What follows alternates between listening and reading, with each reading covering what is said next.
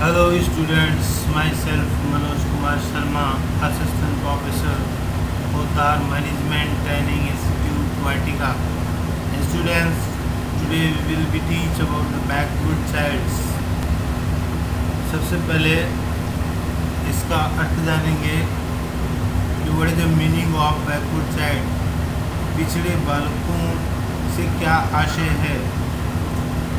जो बालक मंदबुद्धि होने के कारण समान आयु के समान योग्यता छात्रों की तुलना में औसत दर्जे के छात्रों से पीछे रहता है वह पिछड़ा बालक कहलाता है।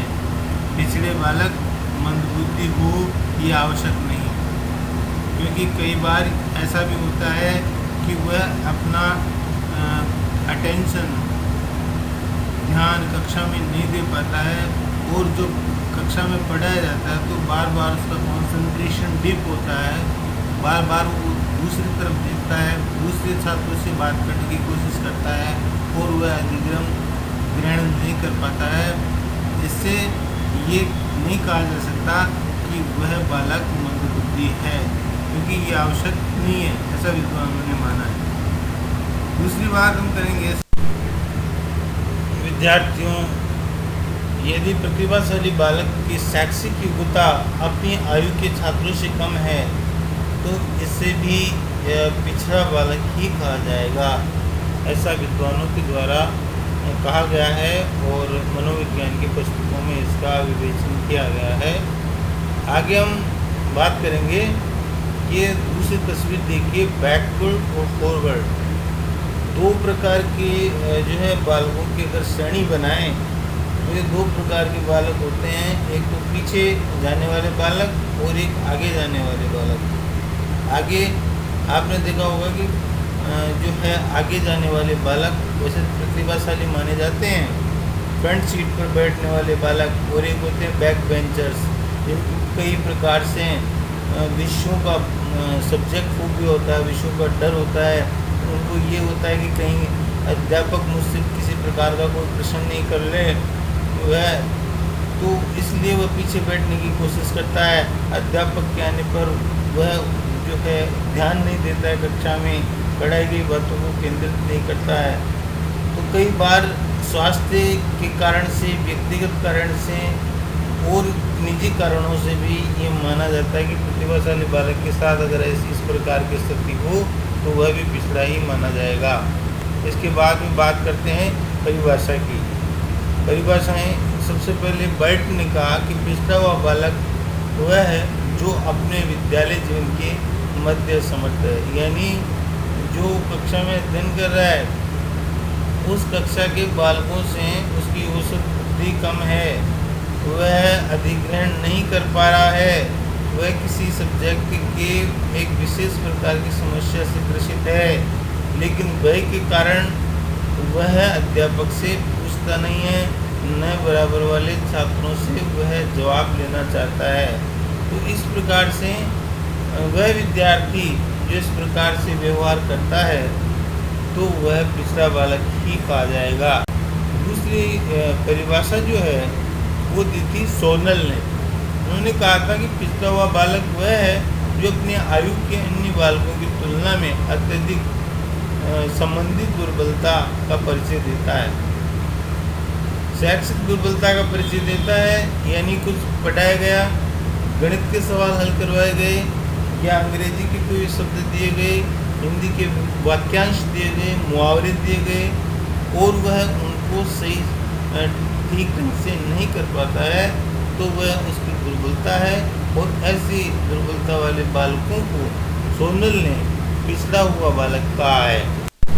विद्यार्थियों, इसमें सबसे पहला कारण जो दिया गया है पिछड़ेपन का वो है व्यक्तिगत कारण, इंडिविजुअल रीजन्स। इसका कारण दो प्रकार से हम मान सकते हैं, पहला मानसिक और दूसरा शारीरिक। इस प्रकार से ये कहा जाए कि वह उसकी जो है शारीरिक विकृतियां हैं, किसी तरह से मानसिक विकृतियां हैं, उसका शिकार है, तो वह बालक जो है अधिगम में ध्यान केंद्रित नहीं कर पाता है। अगर शारीरिक क्षमता नहीं होगी, श्रवण बाधक हो या जो है आंखों से कम दिखना हो, या जो है शारीरिक विकृतियाँ इसका कारण हो सकती है।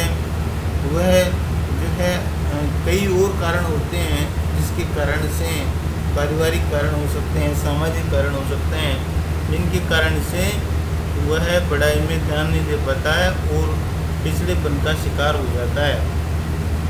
ये कहा गया कि अधिकतर मनोवैज्ञानिक मानते हैं कि 85 से कम बुद्धि लब्धि वाले बालक को पिछड़ा हुआ बालक मानते हैं। और यदि कक्षा 6 का बालक 12 वर्ष का है और 5 की योग्यता भी नहीं रखता, यानी कक्षा 5 के सवालों को भी वो हल नहीं कर सकता, बता नहीं सकता, तो इसका तात्पर्य है कि वह पिछड़ा हुआ बालक है। केवल शारीरिक वृद्धि से कुछ नहीं होता है, उसकी साथ साथ में शारीरिक के साथ मानसिक वृद्धि भी होनी चाहिए। इस प्रकार से जिस बालक की 85% से कम बुद्धि लब्धि का स्तर है तो उसके शैक्षिक पिछड़ापन माना जाता है। दूसरा है सामान्य पिछड़ापन।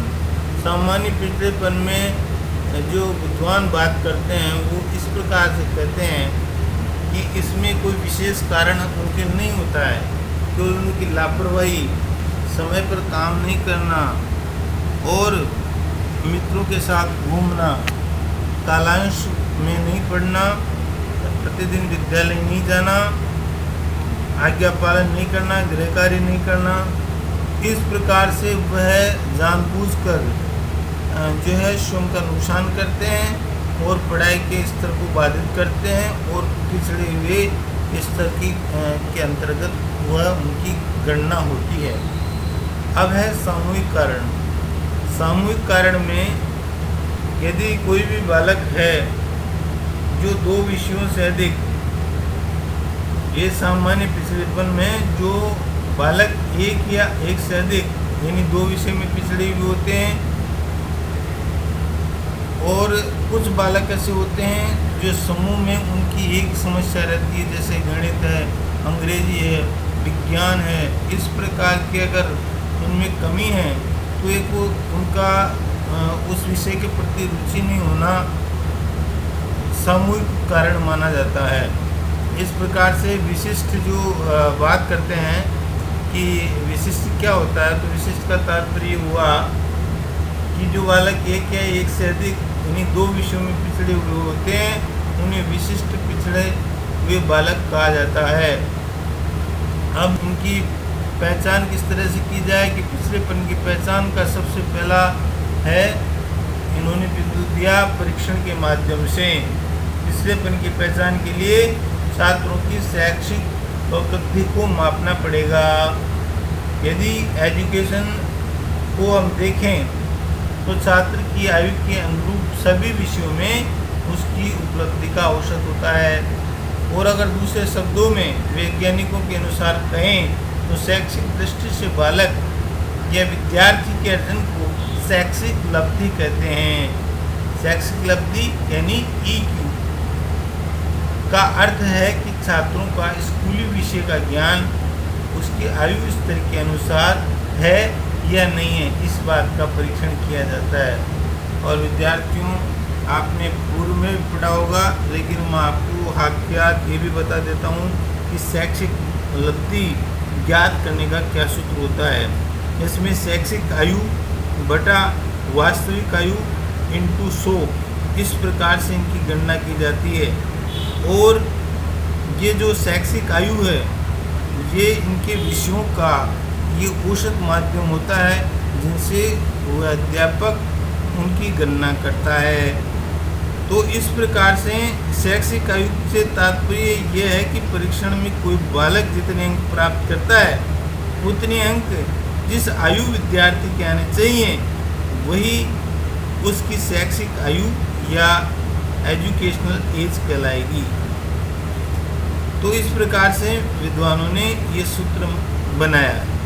दूसरा है निरीक्षण के माध्यम से बालक का ध्यान पाठ पे है या अन्य स्थान पे है, यानी कक्षा में वो ध्यान दे रहा है या नहीं दे रहा है, वो दूसरी तरफ तो नहीं देख रहा है, दूसरे अन्य विद्यार्थियों की तरफ तो नहीं देख रहा है, उनको किसी तरह से डिस्टर्ब तो नहीं कर रहा है, पढ़ाई में रुचि ले रहा है कि नहीं ले रहा है, कक्षा कार्य करने में वो समर्थ है या नहीं है।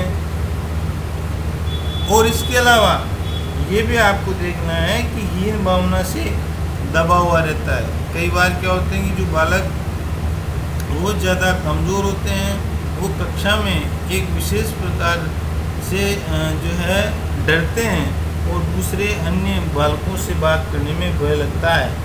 किसी भी परीक्षा में अच्छे अंक प्राप्त करता है कि नहीं करता है, ये भी आपको देखना। शिक्षक की बात कितनी देर में समझ में आती है।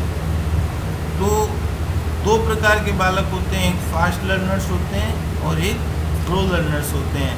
स्लो लर्नर्स जो है वो होते हैं जो धीरे धीरे किसी बात को सीखते हैं, अधिगम करते हैं। इसमें शिक्षक को चाहिए कि धैर्यपूर्वक उनको सिखाने की कोशिश करे, उनको प्रोत्साहित करे। किसी भी एक अच्छे उत्तर या आसपास अगर वो किसी प्रश्न के उत्तर के आसपास रहता है तो उसको उत्साहित करने की कोशिश करें। फिर इसके बाद में विद्वानों के द्वारा बताया गया कि साप्ताहिक, मासिक, त्रैमासिक, अर्धवार्षिक, वार्षिक में उसमें कितने अंक मिले हैं, इसका वो जो है ध्यान रख के विशेष और उस बालक की उपलब्धियाँ क्या है, शैक्षणिक उपलब्धियाँ क्या है, इसकी तरफ भी वो ध्यान रखे। इसके अलावा कक्षा में वो बालक कितना अनुशासनशीलता उत्पन्न करता है, कितना अनुशासित है, इसके बाद में वाद विवाद करता है कि नहीं करता है। कई बालक होते हैं जो विद्यार्थियों से और शिक्षक से अनावश्यक रूप से वार्तालाप करते हैं और बहस करते हैं। ऐसे बालक भी जो हैं वह कभी अपने शैक्षिक दृष्टि से कभी बढ़ नहीं सकते हैं और वो पीछे रह जाते हैं। एक नए सिद्धांत के साथ में फिर से उपस्थित होंगे, तब तक के लिए हैव ए नाइस डे।